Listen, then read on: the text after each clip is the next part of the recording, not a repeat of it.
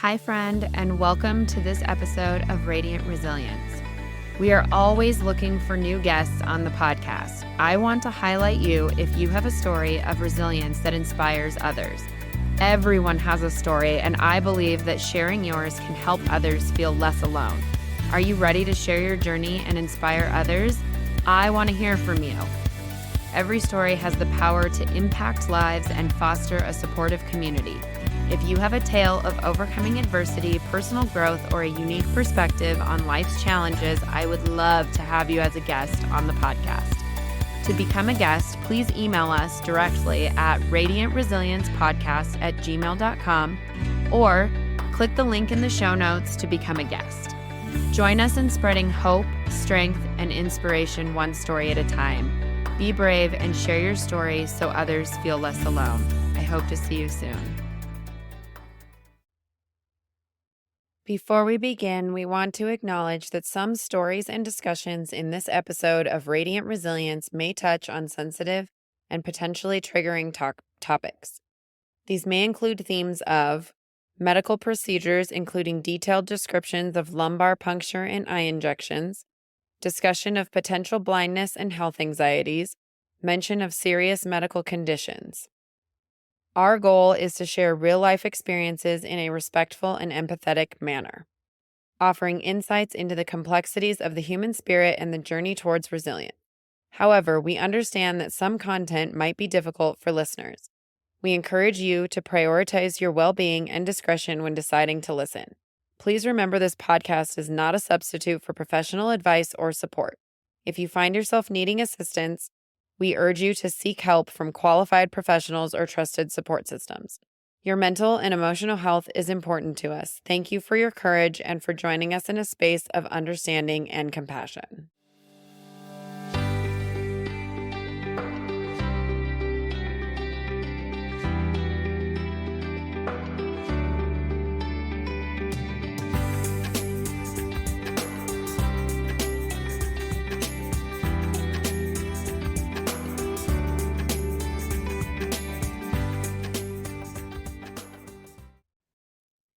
Welcome back, everyone, to Radiant Resilience. I'm here today with my youngest cousin, which is really funny because I'm the oldest of the cousins. So there are many of us in between. Her name is Rebecca Horton, and she lives in Thornton, Colorado. She is, and I'm going to try not to butcher this name. I just asked her before we started recording how to say it, ophthalmic technician, which we'll get into, I think, here in a bit more deeper. She's 21, loves art, hockey, and car racing. And our topic today that we're going to talk about is back in December 2023, she got diagnosed with a rare eye condition. And if she didn't speak up and advocate for herself, she probably would be blind right now. So this is super interesting because I actually don't know very much of this story. So I'm going to learn right along with everybody listening. So Becca, where do you want to start? I guess I'll just start with what I first noticed. Yeah, So, absolutely. yeah, I had woken up on a Saturday and I was getting ready to do something with my day, and I noticed some static in the lower part of my vision. And I was like, And what do you mean by okay, that's static weird. for those who You don't know know, what you're talking about? yeah, like on an older TV, if the antennas aren't right, it had that static over the TV screen. Yeah. That's what I was seeing. Oh, okay. That's crazy. And you'd never seen that before? Never in my life. Okay. So I thought maybe I'm just overwearing my contacts. Maybe I rubbed my eyes a little too hard because sometimes you can get that from rubbing your eyes. And I'm like, okay, weird. It lasted about 10 minutes, went about my day. Next morning, I wake up, same thing. Hmm. Like, okay, this is getting weird. Okay. How long did it last that time? Another 10, 15 minutes-ish. Okay. That Monday, I'm like, okay, I'm just gonna be wearing glasses for a few days. Maybe that'll make it go away. Sure. And then about a Thursday, like a weekend, I'm like, okay, I'm tired of this. I'm gonna go ask one of my bosses who's a uveitis specialist, which is something important later. I'll get more into that in a moment. I'm like, hey, take a look. Here's my symptoms. Here's what I'm noticing. Can you take a look? And it's funny because the doctor that had taken a look is one of those very blunt. He doesn't really show a lot of emotions. He's very straight cut, straight to the point. And all I hear is, "Oh, that's not normal." Oh, Greatest that's thing not you what you ever want to want to hear from a hear. doctor. Yeah. Yeah. So I'm like, okay, what do I do? And he lists off all these symptoms, and most of what I've learned has been on the job. So I'm like, I don't know what that means. So he Yeah. was giving me all these things. Oh yeah, your optic nerve is at a 4+, and you have tortuous vessels. I'm like, I don't know what that means. Hmm. But he said, don't worry about it. I'll continue to monitor it. I'll check it tomorrow. So the following day was a Friday, and I had worked that morning shift with that same doctor who had taken a look. And he pulls me aside and he said, "Hey, I don't mean to freak you out, but after your shift, don't meet me at the next location because we travel between locations for him." Okay. He said, "Go to the ER right now." Oh no. I'm like, Okay. So I go home, get a couple things, tell my mom, she goes with me, and we head to the hospital, checked in at 1:30, and I stroll up to them, and I'm like, okay, because I'd done my little bit of Googling the night before. I'm like, what could this be? Which Hi, never guys. leads down a good path. Yeah, never does. So, of course, Dr. Google says papilledema, which is swelling of the optic nerve. Okay. So I go up to him, I'm like, hi, I think I have papilledema. Not, I think, what the nurses were expecting to hear at Sure. all, but what I went up and said. Yeah, sure. And by the time they had gotten me back, they started doing my initial blood work. It was like 3 o'clock. Finally got back to hanging out with my mom in the hospital room. And they're like, hey, so based off of your symptoms, we're going to do a few different tests. So they had me do a lot of reflex tests. I had to do a lot of like connecting my fingers to like the neurologist's finger, a lot of just basic tests to see if I had any mental paralysis or anything. And I didn't have any issues. And I had about, this sounds dramatic, but I don't think it is, about 7 or 8 doctors who came in and were like, "Ooh, we want to take a look at the medical mysteries." Oh no, you don't want to be that person.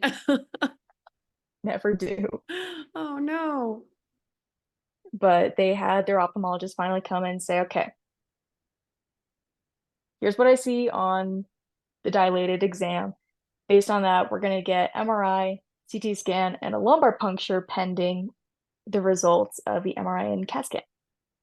So I'm Okay. like, I hope they can just figure this out with an MRI or a CAT scan because I really don't want a lumbar puncture. I don't even know what that is. It's where they take a bit of your spinal fluid and then test it. Oh, yeah, that sounds unpleasant. Yeah. I've watched enough House MD to know what I was getting myself into. Okay. We're like, okay, we'll just wait for the MRI machine and CAT scan to be open. And I'm pretty sure they skipped over us like 3 or 4 times.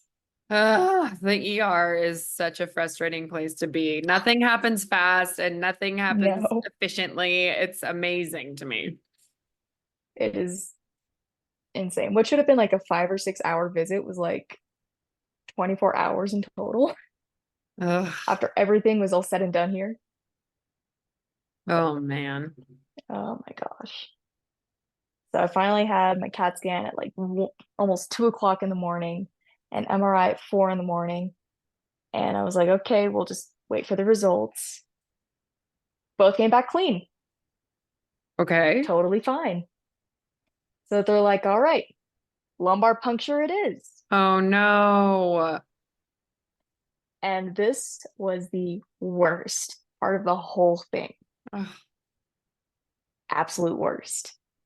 So what they have you do is they have you crawl into this fetal position and they put some betadine on the back to clean it off. They inject some lidocaine so you don't feel it. And I'm like, okay, that's terrifying. I know what I'm getting into. Can you hook me up with some fun stuff at least so I'm not like aware of all of this? Yeah. Because they can't knock you out for it. Oh, You have to really? be awake for it. Why do you have to be awake for it?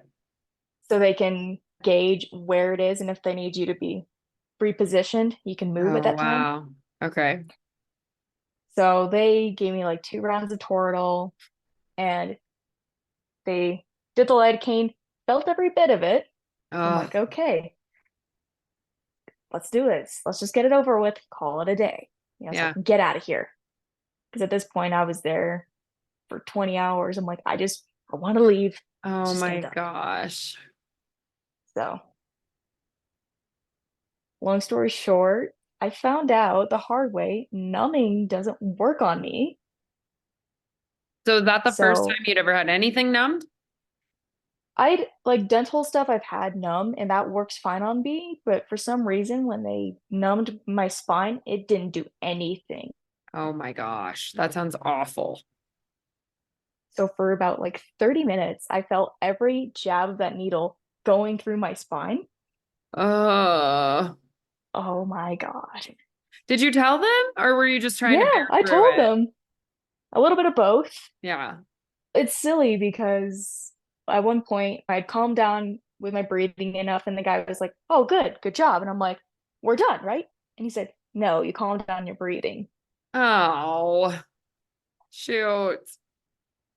But I remember very distinctly telling my mom, like, "Why can't this be something like uveitis? Something simple. I know how to fix that." Yeah. But at that time, they were just like, "Yep, okay, we're gonna keep going with the LP attempt." And my mom finally jumped in. She's like, "Okay, you're done. You're done." Because for 30 minutes, they were going around my spine with the 26 gauge needle. Oh my gosh.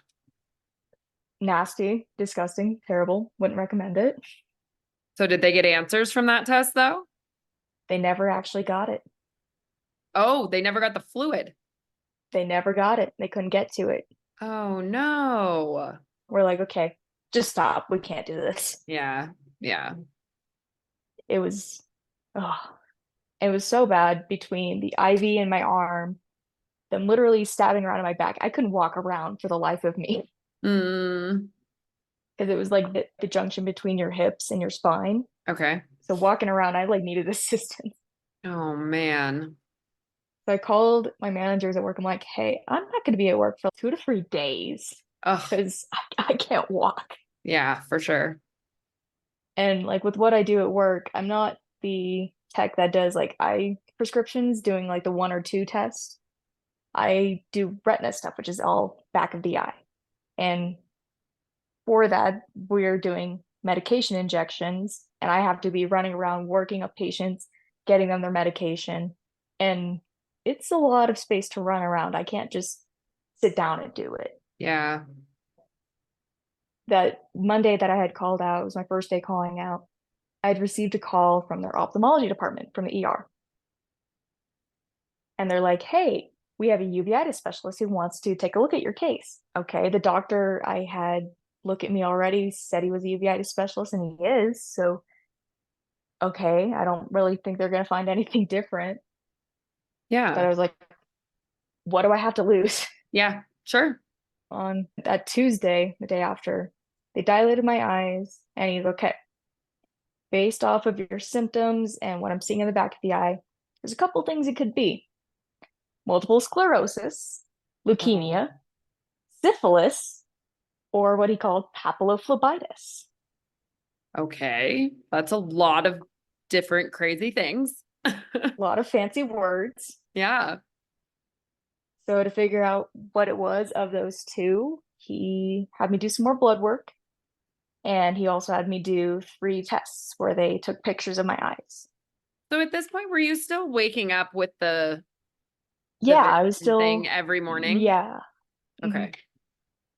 Shoot. That's a good question. Yeah. I feel like that's very important. So I Yeah. was still, yeah, symptomatic at this point. I'm like, okay, cool. Those are some possible answers. Yeah.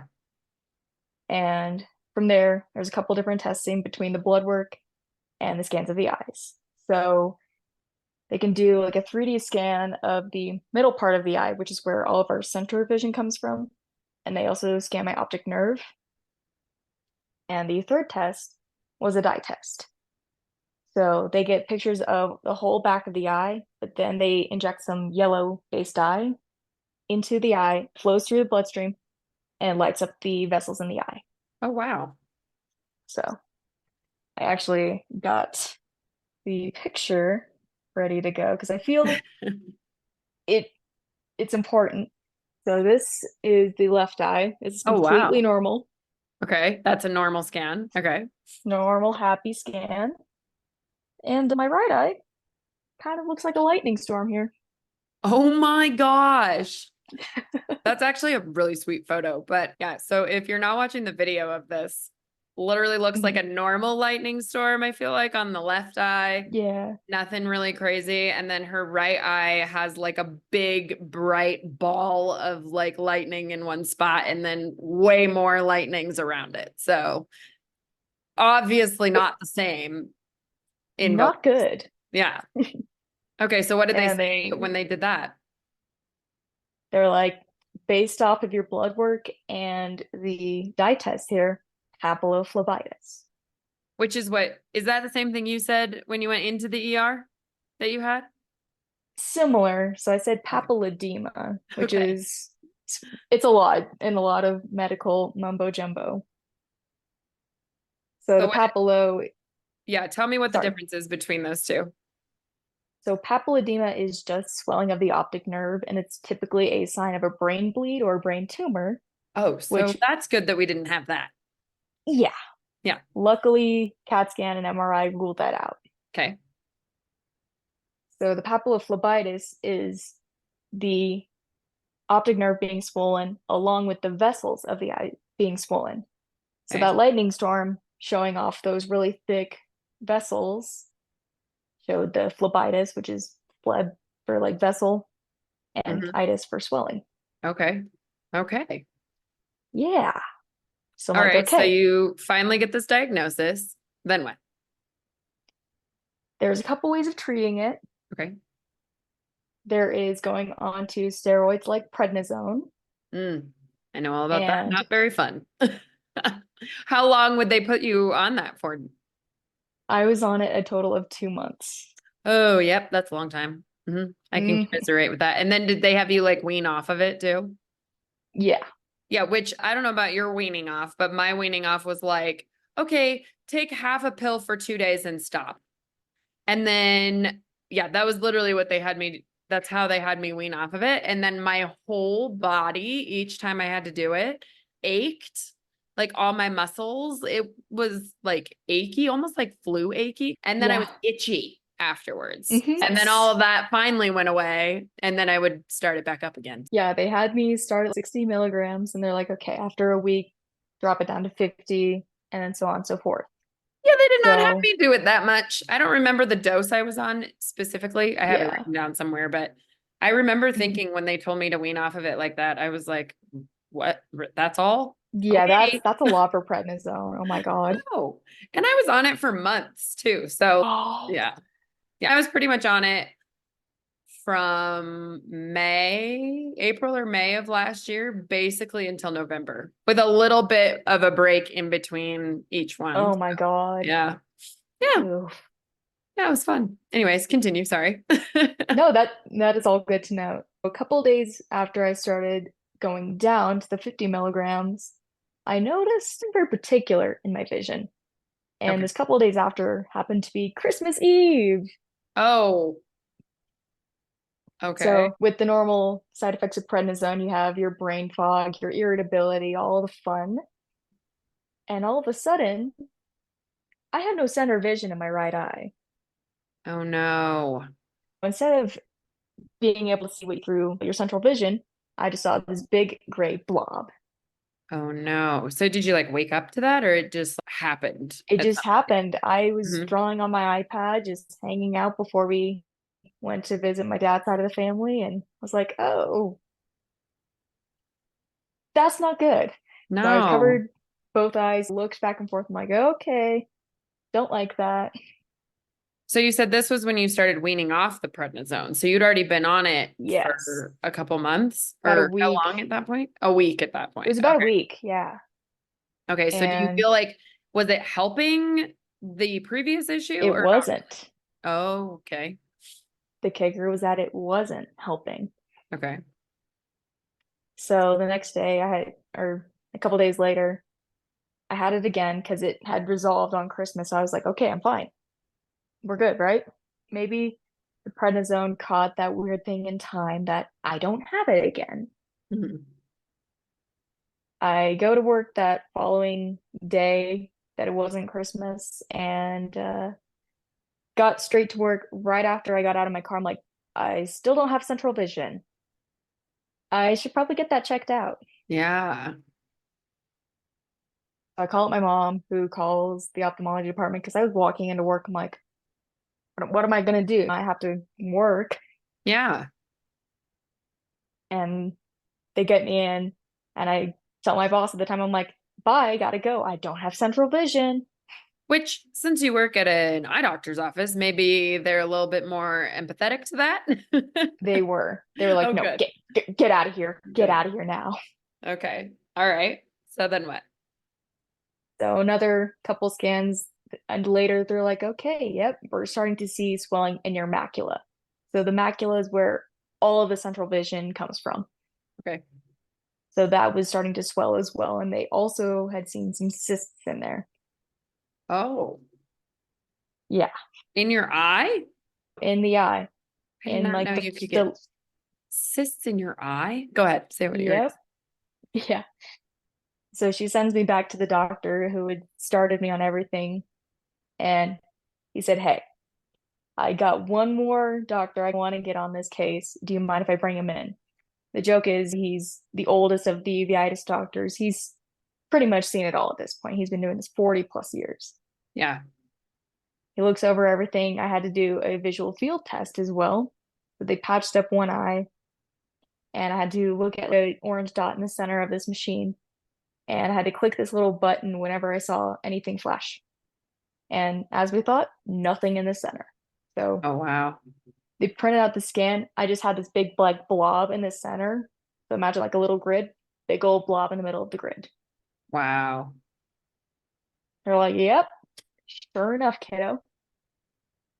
So the other way of treating what I had, there was two ways. There is regular eye injection, which is like just shot with just a little bit of fluid in a syringe into the eye, Oh, or a a shot steroid implant, a shot into your eye?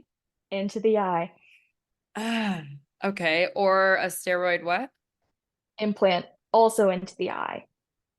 Implant, like it would stay there for forever? It would dissolve, but yeah, Okay. But how do they my eyes, I like don't even want to open my eyes right now. I'm like, oh no. Okay. So how do they do the steroid implant? They just shoot it in like with a similar. needle too? Yep, Oh. Okay. So it's which did you terrible. decide to It's do? awful. Based on the fact that the prednisone didn't work and it actually made me worse, they said, okay, we're going to treat with Avastin, which is the medication name, Okay. which is not a steroid being chucked into my eye, which I was like, awesome. I love that. Yeah, I'll that's a take much it. better choice. I'll take it. It's the better of the two evils. Yeah. And I actually watch eye injections at my work all the time. So I knew what to Probably made expect. it a little bit easier then because you like know. Do they numb your eye then when they do that with the drops Yes. first? Hmm. Okay, I just had LASIK done in January in Colombia. Yeah, it was pretty fantastic, by the way. Great decision to do. And I had a wonderful doctor, but the numbing eye drops are so weird. It's like They such are a so weird weird. feeling. So I'm assuming they numb you with the drops and then they poke you. Yep. Mm. Were you scared at all? So definitely, yeah. There's always complications with every procedure. It's a needle in my eye, Yeah, for sure. Okay, so but you did that. Did it work? it worked beautiful Yay! because when I walked into my appointment that day, my vision had gotten so bad that it was 2,500. The goal is 20/20. Yeah. The bigger the number, the worse it is. Oh, okay. They were almost to the point where they would have to go up to me and be like, how many fingers do you see here? And you're like, I don't see any. I don't. I didn't. Oh my gosh, that's so scary. So did the shot work like immediately or did it take some time? It took about a day for me. Okay. So you did the shot So, and then did you just go home and relax? yep. Okay. The worst part about it is there is the occasional blood vessel break with these. Okay. So I had this big old red eye, like this entire half of my right eye was red for about a month. Oh, wow. And yeah, went about my day. I originally had made an appointment to go see that doctor I'd worked with just so I could have my stuff in the system if I ever needed anything. Yeah, So the sure. next day, I actually had that already scheduled. Nice. They were able to go in and check my vision, went from 2500 to 2025, Okay. which was insane because that gray spot in my vision went away. Wow. So have you So had any what issues since? I have not, Okay. That's good. Is it something that can come back? I can. Okay. So you just watch it. Are you afraid it's going to come back? What's the likelihood of it coming back? I don't know percentages and likelihood, but most of our patients who have the vein occlusion, which is what I had, often pretty much have to get it for the rest of their life. But they're assuming Oh, since I'm young, I'm healthy, I have no other previous medical issues. That's why I cleared up so well. okay. So if it comes back, you just do that shot again? Okay.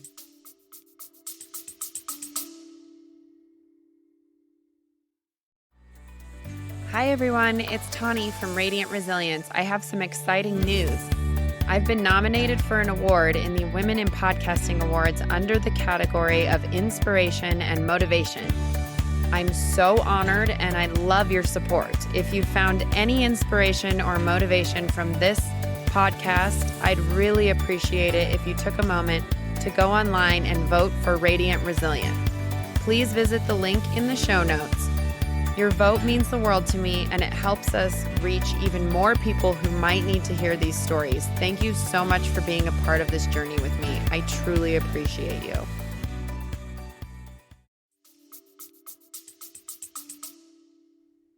A couple weeks later, they actually did a second of the shot. So I've had two. Just to be sure. Yep. Okay. But that optic nerve swelling went down immensely. The vessels looked a lot less squiggly. So did you have that dye test done again then? Yes. Let Okay. me pull that. Oh yeah, show me the fixed version. Happy right eye. Oh yeah. Looks a lot more normal, like the other left eye. So just normal Yep. lightning bolts, which is actually pretty sweet to look at. I've never seen anything like that before. Yeah. I've never had And very extensive eye problems before. I just couldn't see very well. wouldn't recommend them. Shoot, so how did you feel after going through all of that? It was a lot to process because I was like, I'm 21. You go through your life in your early 20s, and think nothing could be wrong with you. Yeah, you're But definitely it's little feeling things like in that. you feel invincible for sure when you're in your Yeah. 20s. hmm But I'm Yeah, like, there was no reasoning behind what I had. which is so infuriating, I think. I feel like I meet more people that don't they have issues and they go to the doctor and the doctor's, I don't know, let's try this test, let's try that. And it's Yep. meanwhile you're dealing with this situation and all you want to do is fix it and they don't know what it is. And it's Exactly. absolutely infuriating. So I'm so sorry. But I'm glad I'm not normally one to say, hey, I'm having an issue. But if I didn't ask that doctor originally to take a look at me, I would probably be blind right now. That's crazy. So this is something that can cause complete loss of vision. Would it just be in that one eye or what could it have spread to the other eye? It was just in the one. Okay, It's not very common that it would spread to the other, but it's not impossible, of course. sure. Ugh. A lot. Eye stuff is gross. It's so interesting though that you work at an eye doctor and something like, could you have picked, is it something that's contagious? Is it something you could have picked up in No, the office? no, not at all. That's crazy. Yeah, if it was the other options, it could have been autoimmune, or it could have been like I joke, of course, we all joke at my job, all my coworkers and I, that it could have been syphilis, which we would have a lot of questions if that was the case. That's funny that was an option. I don't know much about syphilis, but it's funny that was considered. Apparently, that has Definitely. something to do with your vision being off. Yeah, sometimes syphilis can make your optic nerve really big. Really? Yeah, So have you had people at your work that have experienced that, like patients that have come in with that? yep. We have patients with syphilis. Yeah. Just don't ask more questions. Yeah. Knowing what I know now, whenever we have patients who have never had an injection before, of course they're terrified. But Yeah. this 21-year-old kid can go up to him and be like, here's what to expect, here's what you'll see, here's what you might notice. And every single time they come back and they see me, they're like, that was exactly what you said. Yeah. It's interesting how you can, when you've done it firsthand, you can relate to it a lot more and you can explain it a lot better. Definitely. And we do a couple different types of numbing at my work. And for me, they only did the drops and then some antiseptic. And I feel like sometimes with our patients saying it hurts a lot more, I'm like, you had more numbing than I did, you silly. So I don't know why. But the eye I mean, numbing worked for you then. yeah, it worked super well. There was pressure because they were putting fluid into the eye. So my pressure in my eye went up a bit. But all I really felt was a headache after. I didn't actually feel the needle in my eye. Yeah. That's good. I know. I found out after my LASIK surgery that they had shaved off my eye, Mhm. and I did not really know that was going to happen. Sorry for anyone's listening that maybe doesn't know that fact, but I was glad in the end that I didn't know that. And it felt like Yeah, the little machine that they put onto it. I don't know if you guys do LASIK at your office, but the little machine that they attach to it that does the shaving felt like the pressure, what you're talking about. It felt like a yeah, water jet is what I had in my brain while it was yeah, happening, going around my eye. And so then after the surgery, the next day when I came in for my follow up, I was like, what was the thing that felt like water pressure going around my eye? And he was like, oh, yeah, that's like the razor that we like cut your eye. And Oh I was like, no. oh, I don't know if I would have done this if I'd have known that was going to be the case. So obviously, I think he didn't tell me that part for a reason, but yeah, that's all it felt like. It felt like a water jet was just like cleaning my eye, is almost what it felt like. Yeah. The most I noticed, because the actual injection's like 10 seconds, Mhm. was like when you're recording a video and you drop your phone, you go to recheck the footage and you just watch the world go down as your phone falls down. Yes. That's what it looked like. So the world dipped down for a second. Okay. So that was the only really weird thing for me. So this But was I'm, from, oh, go ahead. I'll let you finish. yeah, I go for it. This started in December, you said.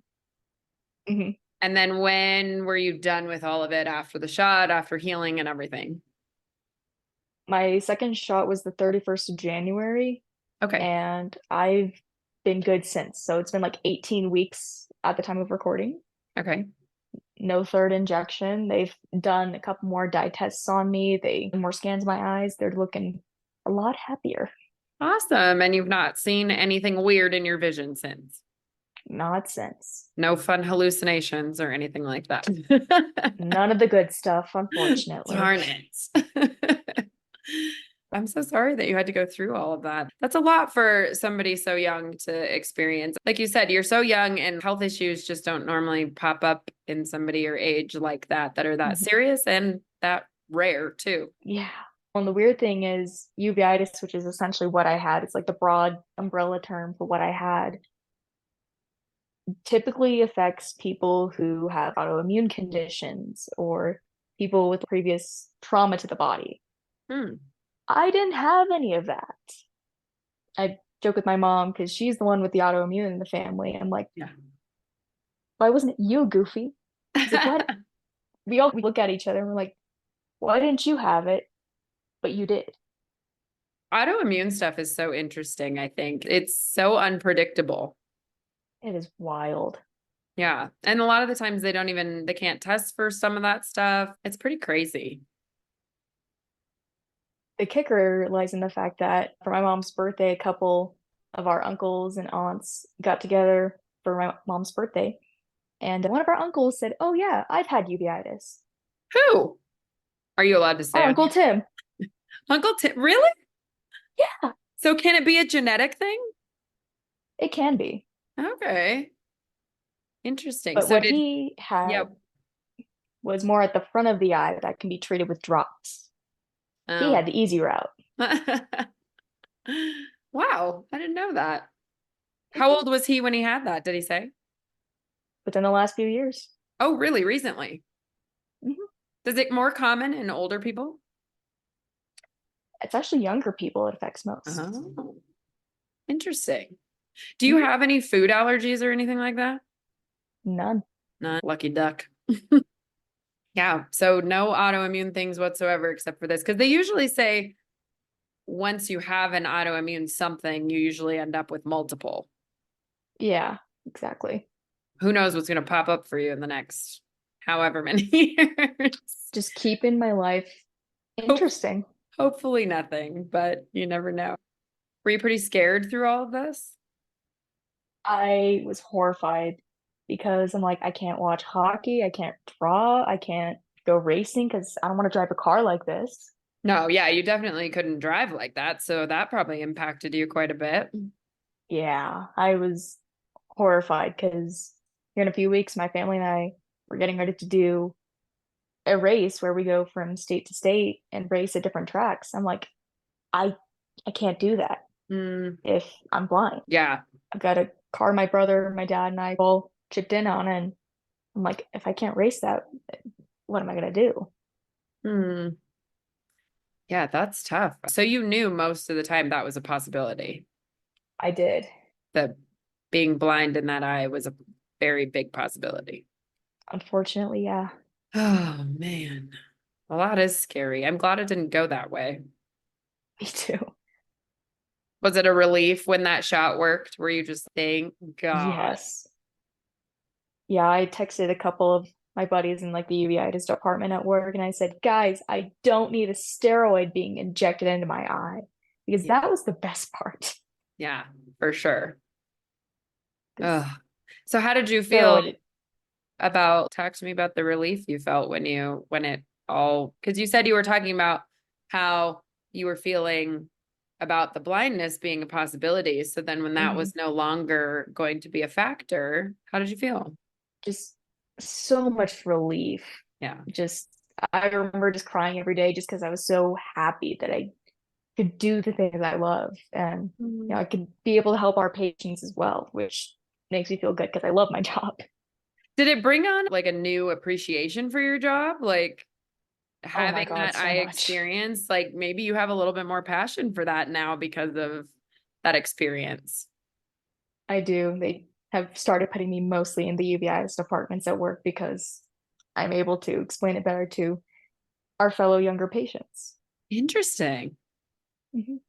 That's really cool. Yeah. And it is true. Like when you experience something firsthand, you have a lot more empathy and stuff about it and knowledge and yeah. And I'm sure patients appreciate that too, because I will say at my fertility clinic, Hmm. the medical assistants, although I loved them, they were wonderful people, had no clue what the patients were going through.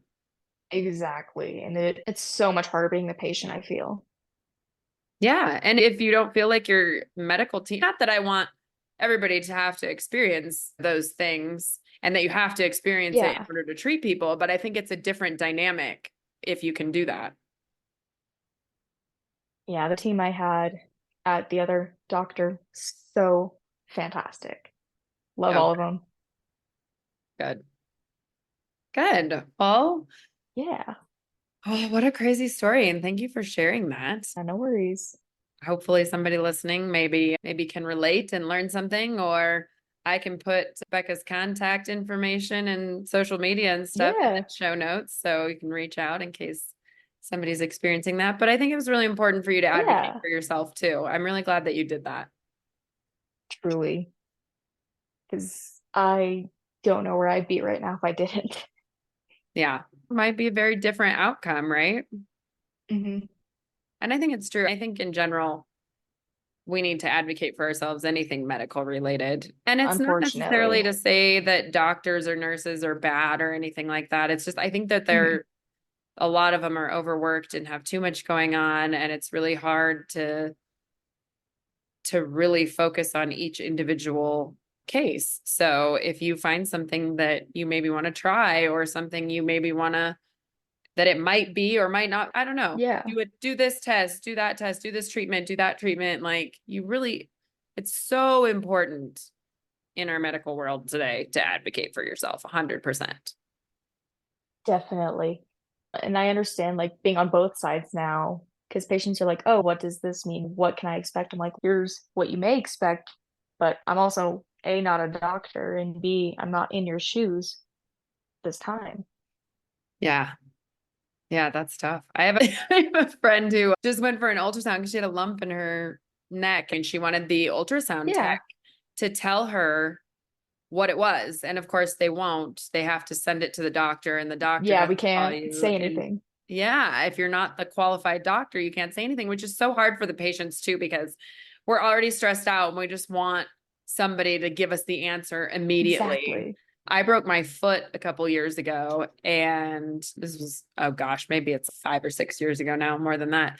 And when I went for the x-ray, the girl was just like, I can't tell you anything because I was like, is it broken? Is it broken? And the x-ray tech was like, no, I don't know, but I can show you the picture. And it was very obviously broken. So she was like, you can look at the picture, but I can't tell you anything. And I was like, what? So frustrating. Just in case it contradicts what the doctor says, we can't say anything. Yeah, I understand the logic behind it. And I know with the sue happy society we live in, I get that, but everybody has to watch their backs. But I think those people look at that stuff all day, every day. So they have to know mostly what they're looking at. I feel like the times that they would maybe, excuse my French, fuck it up is pretty rare. But I started Definitely. understanding ultrasounds of my uterus and my Oh my God, ovaries. yeah.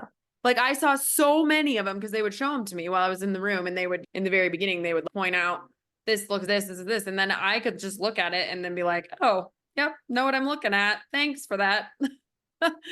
So you look at them enough, Yeah. those people know what they're looking at. They just, I hate that rule that they can't tell us. Hmm. Your mom Well, was the fun was she ultrasound or X-ray tech, x-ray? X-ray. X-rays, yeah. Yeah. It's been a long time since she's done that though, huh? Yeah. Do you think she Because she missed didn't really it? want to. No. Oh, okay. It was more she just wanted to get married and have kids. Yeah. Yeah, sure. Nothing wrong with And that. that's a totally valid, totally valid. Yeah, absolutely.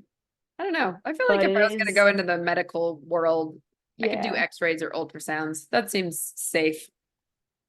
Yeah, definitely. I don't think I could do like needles or surgeries or I don't know. It's a little bit funny to me, my first encounter with an eye injection. Mm. I was doing a volunteer clinic at my first job. That was when I was just doing eye prescriptions and glasses and whatnot. And they were like, hey, do you want to watch one? Of course, morbid curiosity. Of course, I want to watch. And I get into the room. It's an emergency clinic. They're just going through and doing these injections. And the doctor was like, hey, kid, hold my syringe for me. So I'm like, I'm holding the syringe. I'm like, oh my God, what am I doing here? You don't do the actual injections though, do you? Oh God, no. You just That's like the doctor. assist. Yeah. Yeah. Yeah. I just get Needles, them there's, medication ready to go. oh yeah, there you go. Get them comfy, get them numbed probably. Yep. Nice. All right. Thank you again for sharing your story. Do you have any parting words before we close out here? If you think something's wrong, get it checked out because the possibility of something being wrong is very possible. I think paying attention to your body too. Being in Definitely. tune with your own body helps you be able to pick up on those things. Definitely. 100%. Yeah. Well, cool. All right, my dear. Thanks for coming on. Yeah, thank you And for having me. Thank you, everyone, for listening, and we'll see you on the next episode. See ya. Thank you so much for tuning into today's episode. If you enjoyed our conversation and found value in the stories shared, please consider following us on your preferred podcast platform. Your ratings and reviews make a huge difference. They help us reach more listeners and continue bringing you engaging, insightful content. We appreciate your support and would love to hear your thoughts and feedback. Until next time, keep listening, growing, and sharing.